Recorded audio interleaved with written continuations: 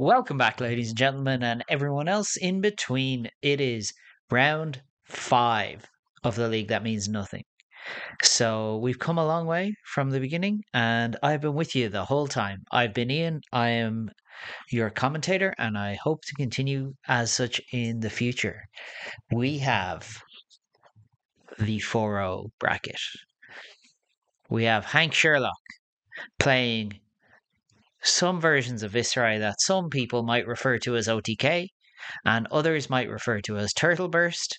Either way, Hank has been crushing the league. Holy crap. The man from the Goblin Reserve is 4-0 and it looks great. And he is taking on Kenneth Shivers, who is also crushing it on Enigma, Ledger of Ancestry. I am not entirely sure how this matchup is supposed to go. Normally, against Runeblades, you want things like Warmongers, which Enigma can play pretty easily. However, this Viserai deck can take its time. You give it Warmongers, it goes, okay, I guess I'll just sit back and put a couple more rune chants on board. Just you wait. Whereas Hank's incessant pings of 1 and 2, 1 or 2 damage here and there every other turn can really help keep the board clear. Kenneth is really going to have to establish quite a lot of auras in order to keep his board in place. Because, as I said, 1 stray rune chant can very easily kill a Miragai. So I'd expect to see Kenneth on some amount of null rune. Probably 1, potentially 2. Hank, on the other hand, is probably on the good old-fashioned Viserai loadout, with the questionable exception of the Turtle Burst weapons. Bloodied Oval. Not a card I've ever been a fan of, but hey, what works, works. Anyway, with that, I'm going to throw it over to the gameplay and we're going to see what Hank and Kenneth have in store for us. So, looking at the setup, we can see that Kenneth has decided to go with AB2 using those silent stilettos and null rune gloves, which I imagine, at the very least, the gloves will get replaced by those new Rosetta arms that have AB1 and can be used to make a spectral shield. I can't quite remember. Either way, it looks like Kenneth is just going to go. Arsenal pass. Here we go. Here's my tunic. Ticket up. Ready to go. Hank now is just going to put a counter on his tunic. One of the downsides of this Turtle Burst style of Viserai into Enigma is it's going to be quite hard to punish 5-card hands. And Enigma can do an awful lot of scary things with 5 cards in her hand. But, Hank is very good at being defensive. He's shown his resilience throughout this whole league, absolutely clobbering Bolton in the last round. And here we have a Mordredtide to start off with. So, that's a pretty good start. One of the better cards in Viserai. One of the better cards in Runeblade. It's just Viserai is the one who gets to take the most advantage of it. And so he should. I'm pretty sure that's him standing in the art being all sad and mopey. Our big emo Robocop. We've got some serious camera adjustment there. Are we all good? So let's see what Hank decides to do now. The one good thing about deciding to stack up those rune chants, activation of Grasp to make 2, is with Scepter of Pain, because it's not an attack, it doesn't actually proc them. So you can threaten a little ping here and there, a little bit of damage, force some interaction. And yeah, Hank just going to play a Blessing of the Occult, generate 2 rune chants from Viserai. Hank, that should be a second rune chant there. You should be at 4 rune chants. 2 from Grasp and 2 from Blessing. Missing your triggers, brother? Maybe you're not OTK. No OTK player would miss value like that. Kenneth now looking at these 5 cards he's been left with. The funny thing is, he could occasionally get bricked up on cards because you run a lot of defense reactions when you're playing Enigma. And if Hank is only attacking maybe 4 or 5 times in the whole game, those cards are just going to kind of sit there. Yeah, looks like a tough outer here for Kenneth. Just throwing a CNC. Good, it's solid, but it's not really where you want to be at. You want to be establishing a board state while you have tempo. Because this Viserai deck can just be like, oh yeah, here's 35 damage, nice tempo. Give me all your cards, please don't. Like, or you'll die. Because no matter how big the ward is on those auras that Enigma puts into play, it doesn't really matter because one rune chant will destroy Ward 1, but it'll also destroy Ward 4, Ward 6, Ward 10, if you've got a 10,000 year reunion in play, for example. And we're just grabbing the life totals here, I think, so that the players can keep track on board.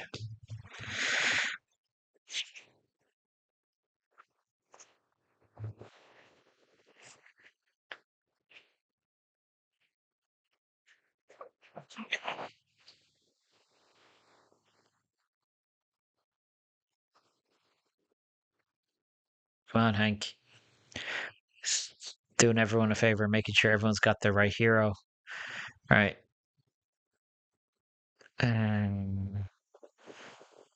Let's see what Hank decides to do now that he's got the life total sorted out. Bit of a technical issue, but hey, we continue. After all, it means nothing. It's the league that means nothing. And Hank is just going to take the 6 and lose his 9th blade, which he wasn't going to be playing anytime soon. That's fair. I mean, next turn you could easily play it. Trigger Pop Blessing of Occult. Generate 3 rune shots. It's a good start. We're already at 6. It's turn 2. Become the Arc Knight. Discard Slogism. So we're going to get an attack. And it's going to be Arc Knight Ascendancy. So the big Dominate. Reduced by 1 for each rune chant, which is 6. So this is going to be a free 5 Dominate. So Hank probably has either another Slogism or a Pummel or something spicy. Yeah, come to fight. Pitch come to fight. And come in for 8 Dominate here. And 6 rune chants, generating a rune chant on the back end from Viserai.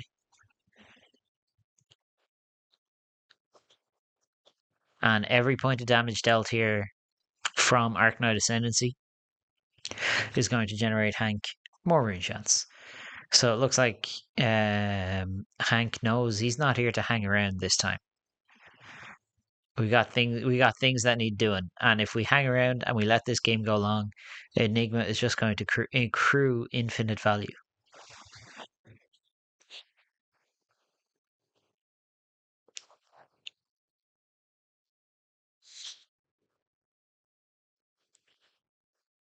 Kenneth obviously thinking about this just a little bit.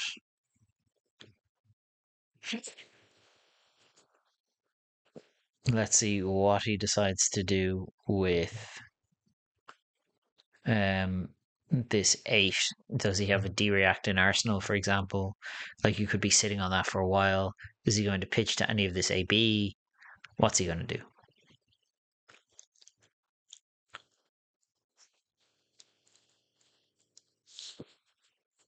Yeah, taking the 6 Arcane. Fair. Doesn't really do a whole lot in terms of threatening you. It's just 6 damage. It's very vanilla. Later in the game, we can think about blocking it. And now we're going to look at blocking out 8 here, which is not the easiest task in the world. If you've an unmovable in Arsenal, sure, it works great. But we're going to cover up at least some amount of this damage because we don't want Hank to get too many rune chats. Yeah, there's the defense reaction from Arsenal. Sink below, taking. Oh, nah, never mind. Blue sink below. And now Rising Sun, Setting Moon so that he could transcend. Blue sink below. Never been playable before. Enigma is just absolutely changing the game of what's good, what's bad, and what's playable. So we have a draw, card to the bottom.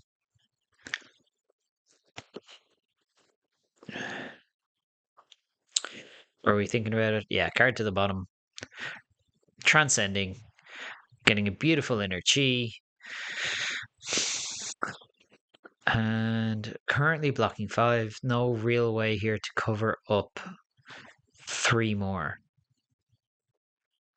So pitch to Enigma, create a spectral shield with a +1 counter, which is a good way to cover up at least some amount of this damage, specifically 1 point of damage, and throw in a restless coalescence and make another spectral shield. Okay, so that's 3, 4, 5, 6, 7, and 8 covered up.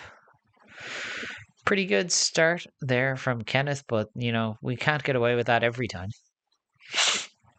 He does have a weapon now. It's a small weapon, but with something like an Astral Etchings and that Tunic counter on 3, he could easily turn it into a Titan's Fist. Titan's Fist with Go Again. Victor could never.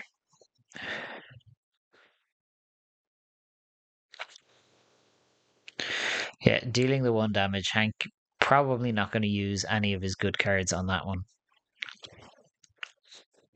But now, fallen into his trap, Kenneth. Bloodied Oval is online. Yeah, so we're going to activate Grasp, pitching a shard, generating a rune chant from the Grasp and a rune chant from the Arknight shard itself. Beautiful Fable, one of my favorites, and then just a read the runes. Nice and simple. Up to 6 rune chants.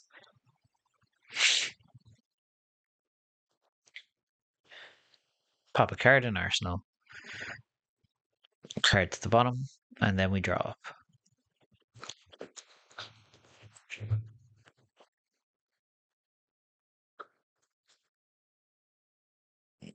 Now we're in a bit of a troublesome spot because Kenneth has again got that 5 card hand.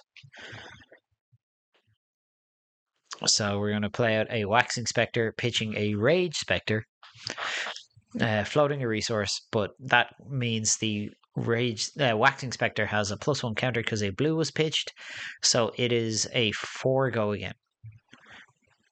All for the low cost of 1 resource. That's insane. That's not okay.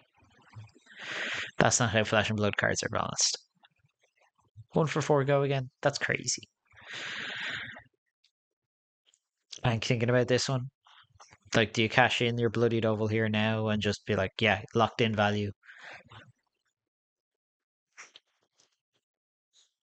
Or how do we do this?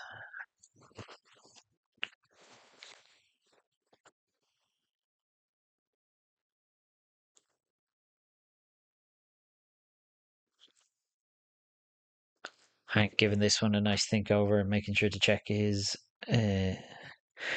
hand, plan out his next turn.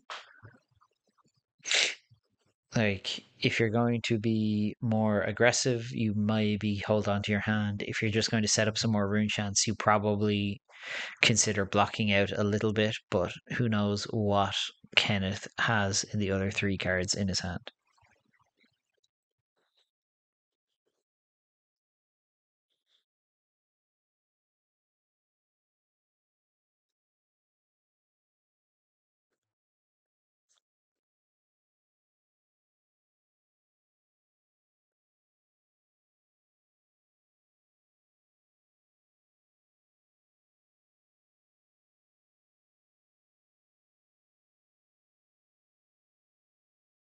Yeah, Hank just taking the 4 there, and here comes a Phantasmaclasm.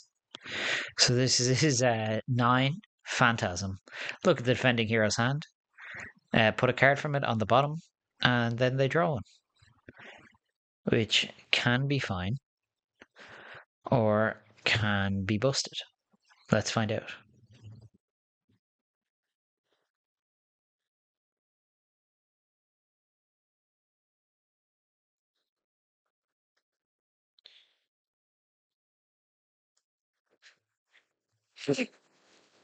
Okay.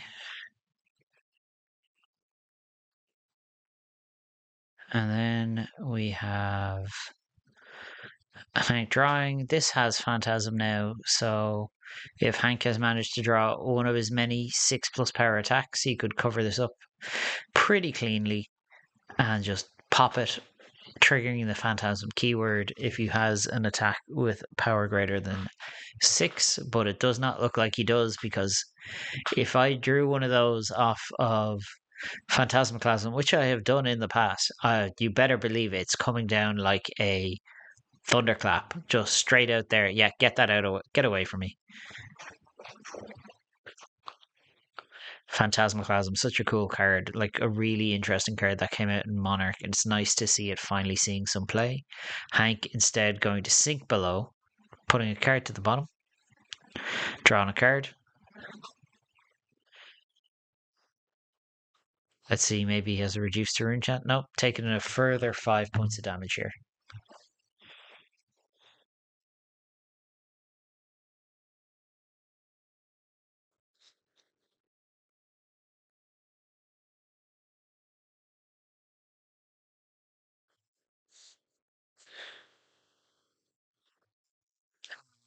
Now we have passed back to Hank, who has a couple of cards in hand, 6 rune chants on board. Kenneth has Ward 4, which is pretty decent, but again, rune chants don't really care that much about your ward. Hank is going to use one resource, play a Rune Blood incantation, coming in with 3 verse counters. So each turn that will generate a rune chant, and then with that's good. Yeah, here's my 9th blade. 6 arcane and 9 generating a rune chant from Viserai's passive ability.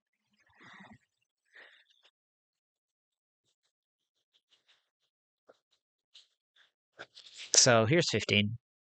Hank took 9 damage total that turn.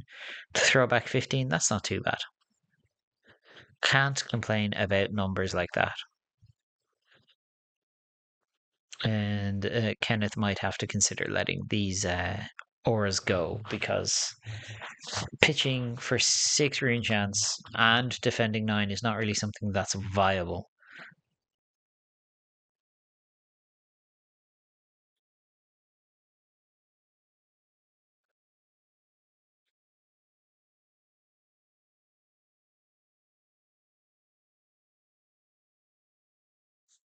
Let's see what we do here now from Kenneth's side of things.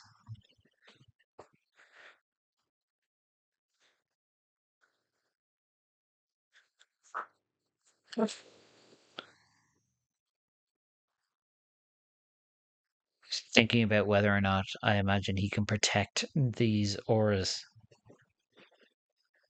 which will play a massive role in what he decides to do.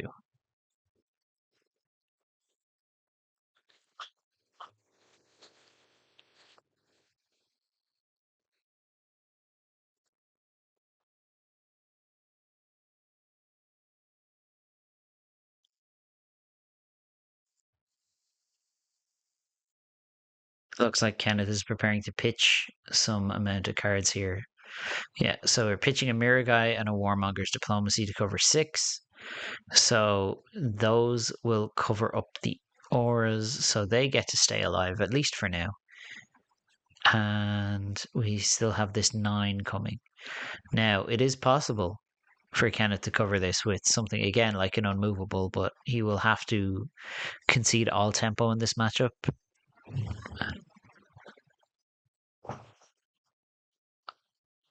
It looks like we've got a block and a block. So we're going to go get a chi, blocking 5.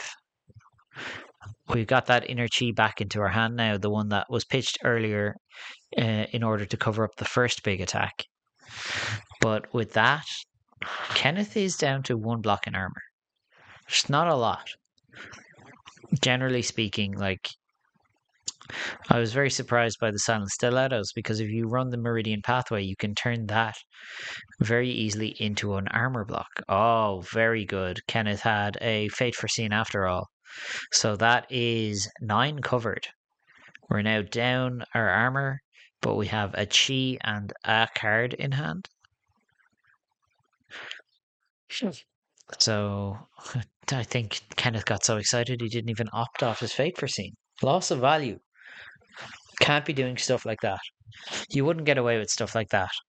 Not on Team Turd, uh, as his newly christened team. But here we have Pichichi into the Miragai.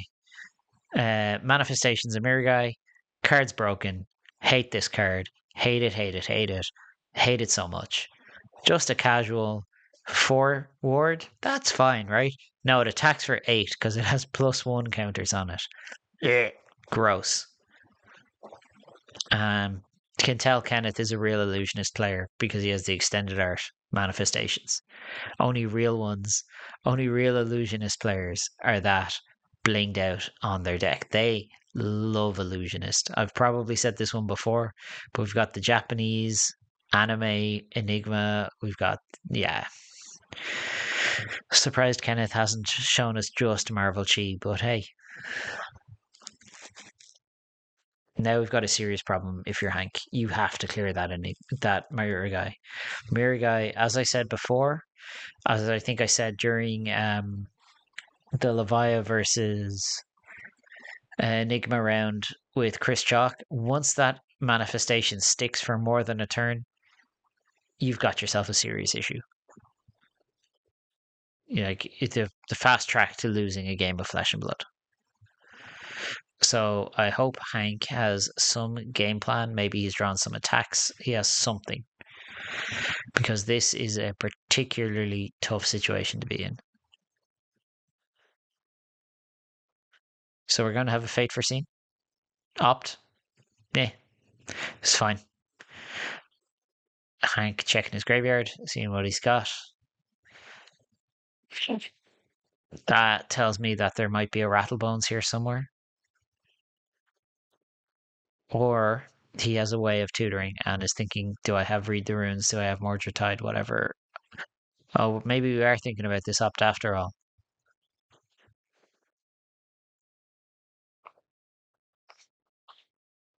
Do we have another defense reaction? Or do we just have the big think? Sometimes, like, it do be that way.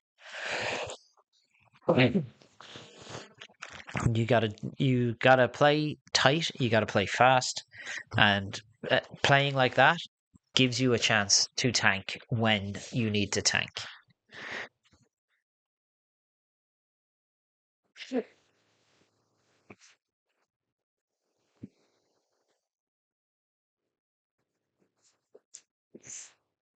Yeah, Hank has reluctantly decided to bottom that card off his opt and has the other defense reaction. So obviously he was planning on sinking and was looking at this card thinking, do I need it or do I need something better? And he obviously decided he wants something better. Sinking, taking his time to look at that card, hoping, praying, and covering 8. And setting in a Spectral Shield for 1 because it's free. Hank just going like, yeah, here's my bloodied oval. Do we just give it up?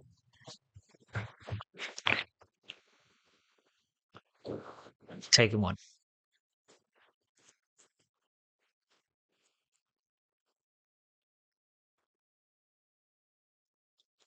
Draw 4. Tunic ticks up. Incantation ticks down. We're at 2 rune chance here. So let's see what Hank can cook up now. 2 card hand, I believe. Plus Arsenal, so 3 card total.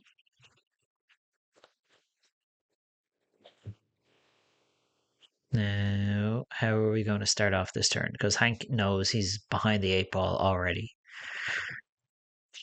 Like, this Viserai deck can do an awful lot of damage, but Miragai will crush you in 3 turns. That card is one of the best cards in Enigma. It's probably one of the best cards we've seen printed in a long time. Possibly one of the best auras. That wasn't part of the OG cycle of auras, and even then, I'm thinking about, can I do this, and then Scepter? But he really needs to start forcing some cards out of Kenneth's hand. He needs to force his way into killing that Miragai.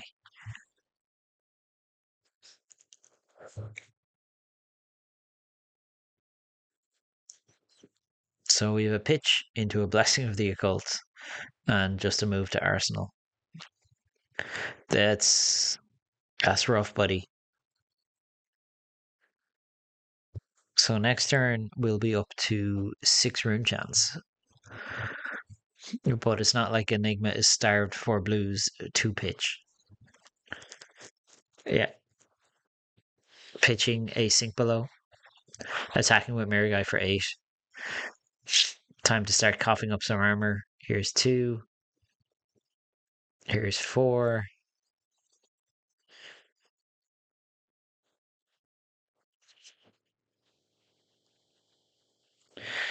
Are we adding anything else on top of this one? Because, 8's a lot. Big number.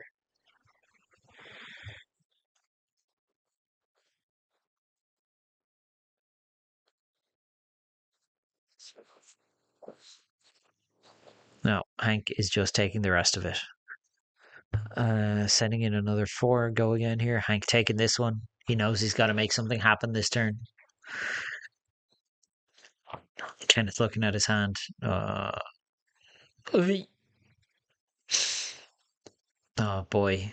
Now, no chi was pitched to play it, so it is just a Miragai for 4. But Hank is taking the 4 and taking the 1. Surprised he held on to that bloodied oval. And now, in order to deal any damage to Kenneth, he needs to get through 4, 8, 10 ward. Ooh. So that's like 10 damage before he even gets to the big show here, to the dance. He's got to get through the bouncers, and those dragons are big bouncers. Yeah. So we have a runic reckoning, a rune blood incantation. So that's another rune chant or Viserai, and Hank's next rune blade attack has a +3. And we have 7 rune chants to go along with it, and we're going to follow it up with a dread triptych. If you played a non-attack, create a rune chant. If you've dealt arcane, create a rune chant. If it hits, create a rune chant. Now, not for nothing, Hank, you ain't dealing no arcane. Not through this. So we've got a Viserai trigger for rune chant, a non-attack rune chant. And Kenneth thinking about the 7. Because that would require 3 cards. And then he would have to be able to cover 7 with the last card in his hand, plus the card in his arsenal.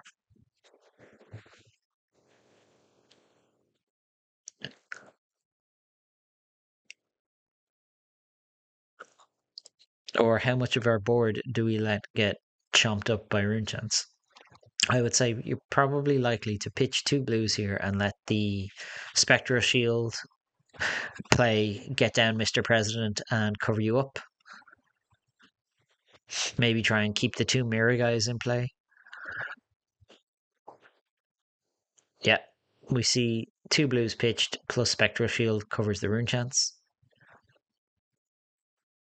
And now we have a 7 coming in with Ward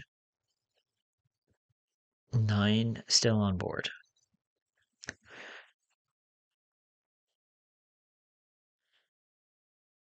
So block with a Phantasmaclasm and a Fate Foreseen. Yeah, easy job. Sorry, Hank. This is a tough one to watch. You've had such a fantastic run, but this is not looking like it's going in your favor.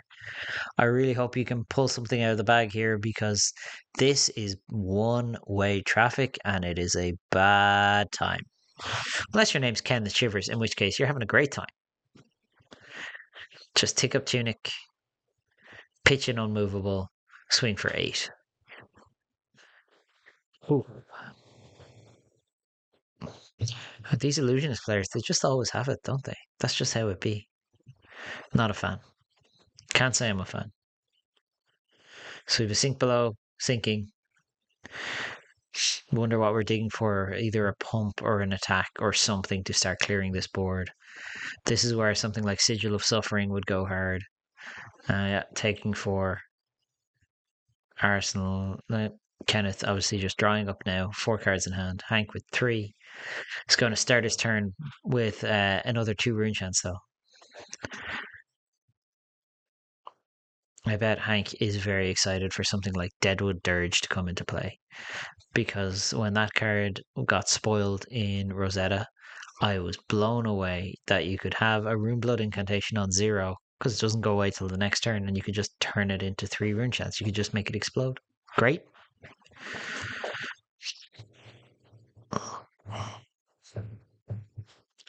So, Hank, let's see what you've got here because you are facing down a particularly scary board right now. We have a Sonata Galaxia. X is 2. So that means it will have go again, which is a big deal.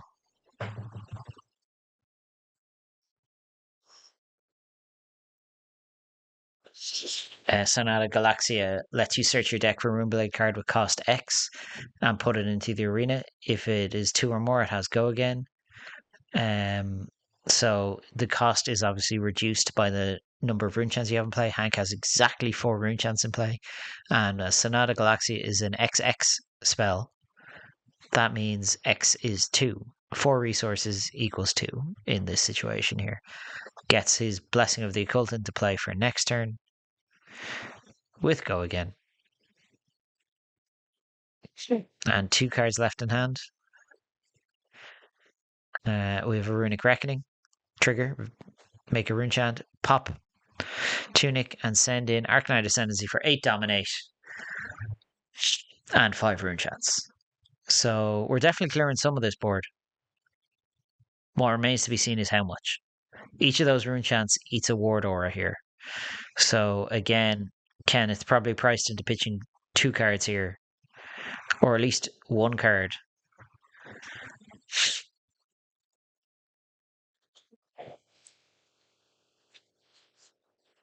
Hank is not giving up just yet. He's not giving up easy. Which really, he knows his outs. If he can strip this board and if he can somehow gain some amount of tempo, he can still be in it. Now, the real problem is if you have to take an off turn on this Turtle Burst Viserai deck and you have to take a seat back and let Enigma have 4 or 5 cards, she's going to punish you. As someone who's played an awful lot of Brute, if I have turns where I don't have go again, for example, and I don't threaten multiple cards, they can just start running away with the game.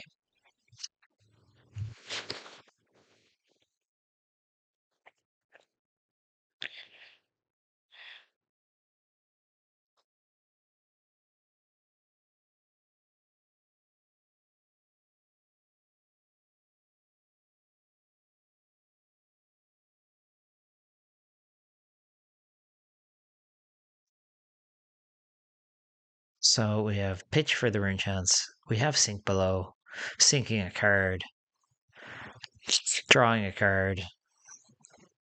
Now let's see what we lose here in terms of board. I imagine we can just let the big one stick around because, being able to attack for 8 a turn is pretty good.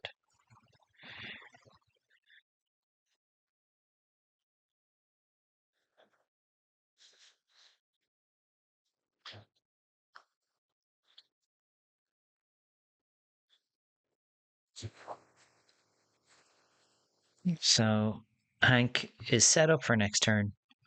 He's managed to get rid of at least some amount of Kenneth's board, but that Miragai isn't going anywhere. Not anytime soon. And that is a big problem.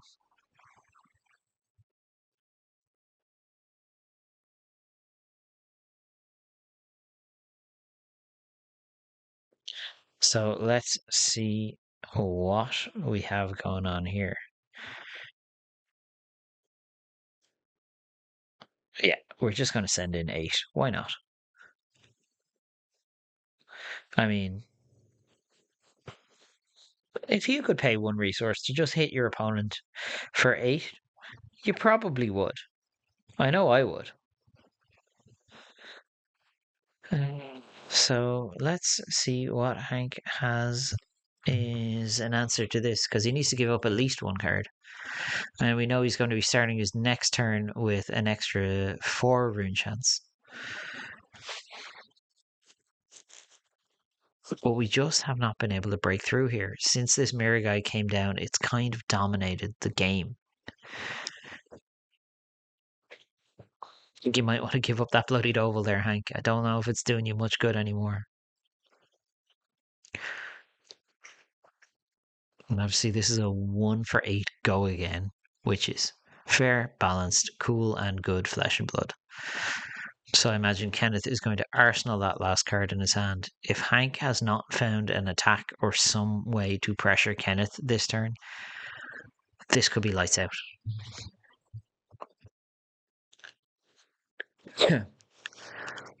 Hank really having to think here if there's anything at all he can do with this turn. Blocking 5 of this 8.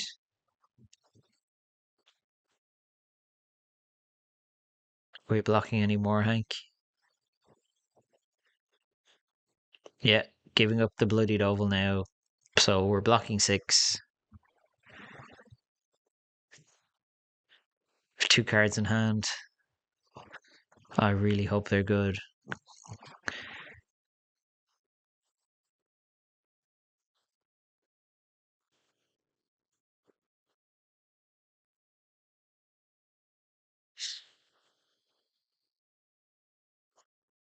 No, took the 3. Decided to. Hank, you're very attached to this bloodied oval, man. I'm so confused. Like, you're in. I don't know if you're going to have too many more turns to catch much use out of it.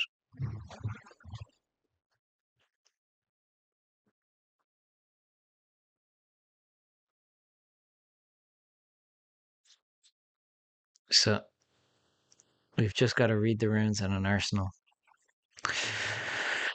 Oh. That's tough. That's tough. So Kenneth is now 5 cards in hand and a big ass Miragai in play. We are like we were behind the 8 ball before. I think we're standing in the corner pocket, wondering where the 8 ball is. This is a bad time. But this is what Enigma can do to people. Like Miragai is just one of those cards that when it resolves, the whole game resolves. Bleh. When it resolves, the whole game revolves around manifestation of Miragai. It just has an absolute say in how everything goes within the game for the rest of the game. Because if you don't clear it, you don't have you don't get to play the game. Like your game changes from defeat my opponent to get Miragai off the board as soon as possible.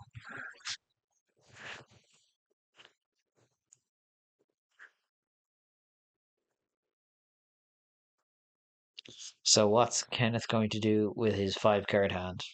And I imagine the first thing he's going to do is attack for 8, go again.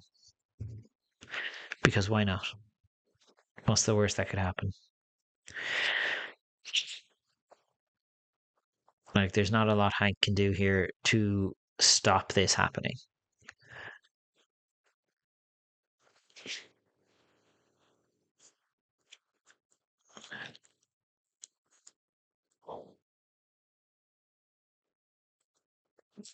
This is where something like the brand new headpiece or something like that might come in handy in the future.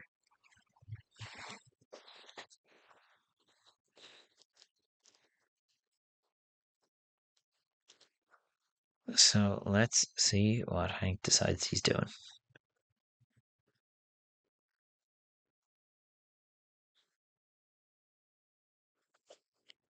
Hank giving up that bloodied oval for sure, giving up that last bit of block on the grasp, giving up the spellbound creepers, the edgy iron rot boots, giving up the tunic. That's 4.